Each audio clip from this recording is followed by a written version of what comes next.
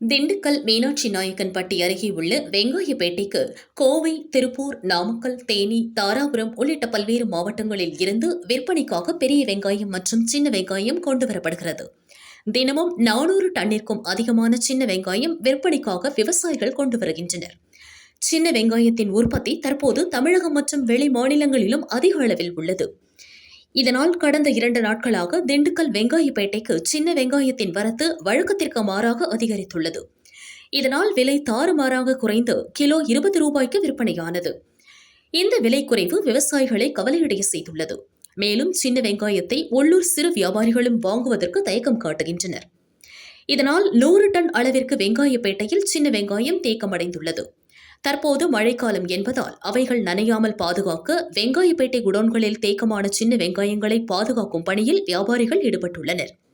இவைகளை விற்க முடியாத மொத்த வியாபாரிகள் என்ன செய்வது என தெரியாமல் விழி பிதுங்கி நிற்கின்றனர்.